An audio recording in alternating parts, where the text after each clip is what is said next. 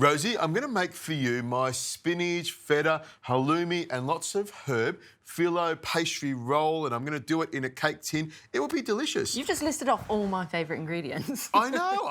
Well, I'm bringing this to right up to you, Rosie, because I want to make this so delicious. You're going to say at the end of this episode, Richo, that is the best ever. And that's what we're going to do. All right. But we'll start with the filling of it. So I've got some eggs there. If you can crack those eggs. You got it. And this is a block of halloumi cheese, which is really nice. You can use mozzarella if you want. You can use tasty cheese, whatever you want. But halloumi cheese has got that salty flavour. Lovely. And it's excellent. I've also got some dill, some chives, some parsley and some spring onions, which have got lots of green parts to them. I'll just take those end bits off there. And I love using lots of herbs. It gives it a really good flavour. Oh, I mean, spinach is so rich in iron. It's fantastic. It gives you any... to be honest, you've got a lot of energy today, so I think you might have had a little chew on this. I love spinach. It's just, I eat it all the time, and on its own, it's just spinach. So to really, really make it tasty, you add things like cheese and herbs and flaky, crusty pastry that make it even more delicious. Now, the herbs, I've just sort of rough chopped them like this. You can really fine chop them if you want and run the knife through a few times. But for me, it's all going to cook in the oven for about half an hour, so all the herbs will come together. But herbs from the garden, there's nothing better. You could use dried herbs if you want, but there's nothing better than that. No, there's nothing better than that. And do you know what I love about herbs too? Is that they remind you to floss. They get stuck in your teeth, and we all need to floss more. But you want to make sure you haven't got those in your teeth. Flossing is really important. Very important. They say dental hygiene is one of the reasons why human beings live so much longer. Oh, really? That's what they say. Just ask your dentist. Now, I've got some onions and some garlic that I've sweated off in a little bit of olive oil or butter, whatever you choose, and I've let it cool down, and I'll scrape it in here. I've also got some chilli flakes. You don't need the chilli flakes if you're serving it up to kids. And also some white pepper, about a teaspoon of white pepper. Sprinkle that around. I'll also grab some salt in there because we want it to be nice and tasty. But keep in mind, we're using halloumi and we're using feta. They are quite salty, so just be careful. I'm rubbing off on you, I tell you. It's happening.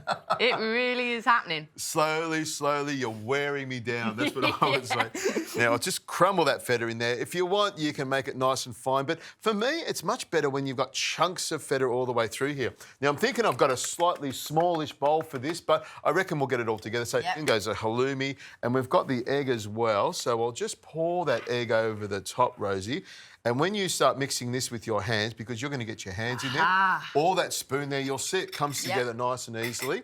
Now, while you're doing that, I'm going to put some pepper on top of it. The white pepper and some cracked black pepper. Doesn't really matter, but believe me, all the pepper you add there, it just keeps on adding flavour. You're going to get your hands in there, aren't you? Of course I am. And it's so much easier with your hands, isn't it? Yeah, it's delightful. The only thing is you've got to make sure your hands are really well washed. And like you said about the flossing, the good thing about mixing it with your hands is you have to wash your hands afterwards, don't you? That's it. We're all about hygiene here today, aren't we? Well, hygiene, we always are. Exactly. Hygiene is one of the most important things about kitchens. The first thing I ask, what's the most important thing? Hygiene. If everything is nice and clean, all your utensils, your board, your kitchen, your hands, then you're ready to go. Not my hands. No, all your hands are done. Now, I'm going to grab this, pop it over here, Rosie, and then we'll just give that board a bit of a wipe down all the way to the end. Make sure we get all those bits of cheese off there. OK, Rosie, we'll grab the phyllo pastry. And this is one of my favourite things. Put it out of the box here like this. You've got to bring it up to room temperature, which we've done. And it's really, really easy to use. So you've just got to pull it apart, and it is quite delicate. I'll lay this one down here. If you can lay it over there, Rosie. And we're going to use the entire chopping board. So 1, 2, and then we'll add another one on there like that. Right to the end there, Rosie. It's such a lovely thing to work with, isn't it? Just to always have it in the fridge just so you can whip something up. Exactly. Whenever you want. You whack some pastry over it and you've got an instant pie, no matter what it is. So what we'll do is we'll spread this out, put some butter on it so it goes in between. Then we'll do another layer up as well. So it's just a matter. It is a little bit delicate at the start. You have to spend a second or so pulling the little sheets apart. You're working big. That's nice, isn't it? Well, this is going to be a great big dish, and it's actually a great way of using the whole packet up. So often you know, make a recipe and there's only a little bit, but if you can make something for the whole family and use the entire packet, so I'll get you to hold that for me, Rosie. We'll keep using that. We'll just pop that on there like that. And then with the butter, we just grab the butter, and I like to spread it around all over the top here. Make sure you got plenty of it. Remember, the butter or oil is really important because this fries and makes the pastry nice and crisp. And I'll just pop that over there. Is this how you spend your spare time? I can see it. Yeah. In lockdown, you were like this. I was Painting, making lots and lots butter. of pastry and putting butter on it. Towel holder here. It's, yes, almost like a washing line. There you go, sir. Just like the Ritz in London, isn't it? Exactly. I think I've just invented something. I think it's a great idea. OK, Rosie, we'll spread this one out here. So we end up doing a couple of layers and putting butter in between. We'll get this rolled up and we'll get ready to fill it. It's an interesting one to make, isn't it? I hope you're going to give me a tip. Well, yeah, don't cross the road. Look both ways. Let the chicken go first.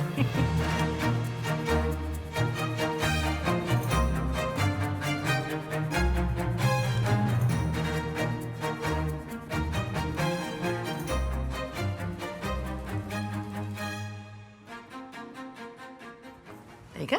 Enough butter on there? Yeah, I think so. Here's the fun part, Rosie. We've got the mix here, and I just spread the mix out like that, just sort of sprinkle it out on top of it. I'm getting involved. Yeah, this is a messy job. You can imagine the kids getting involved in this. I was just thinking kids will love this. Well, if I got my kids to do it, I'd end up with this on the walls, and there'd be one kid crying with an upside-down bowl and spinach all over his head, but... Oh, it smells really good. It does, doesn't it? Yeah, it's so good. I reckon if it smells good enough to eat like this, you know it's going to be a great dish. Yes. OK, Rosie, you're wondering what to do. I'm going to instruct you. You grab the end of it here, and we're just going to fold it over, and we're going to roll it up like a big sausage roll. And this is where you need a helper. So we just sort of roll it like this.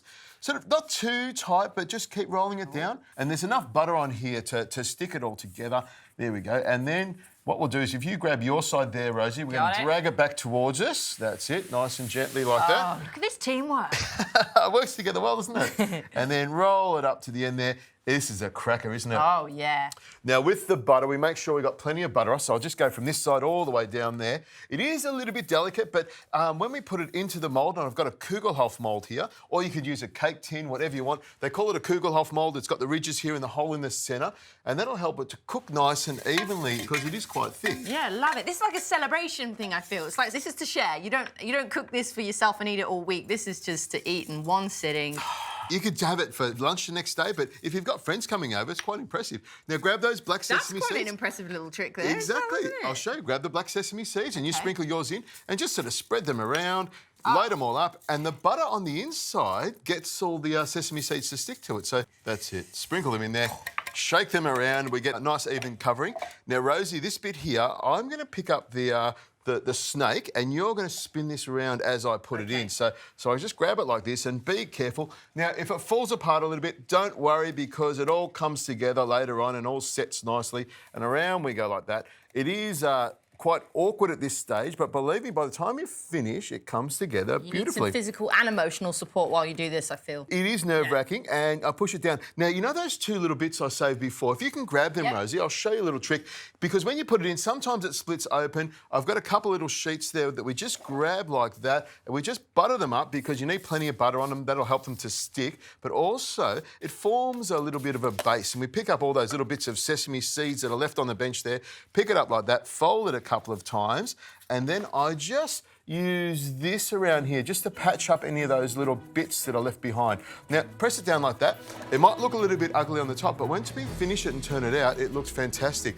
Preheated oven, 200 degrees Celsius, about half an hour. You know it's cooked because it'll be a nice golden brown. It will smell delicious, cheesy, bubbly, spinachy and herby. In we go. Get it.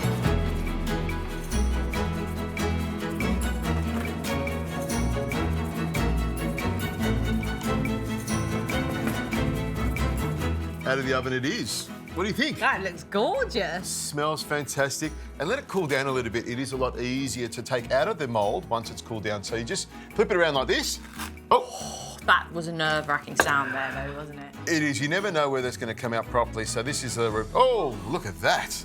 Oh, not just properly. That is phenomenal. Now, you can make a pie like this or like a tart or whatever you want to call it with puff pastry or short crust pastry, but this is a really easy pastry to use and you still get that crispiness, which is what it's all about.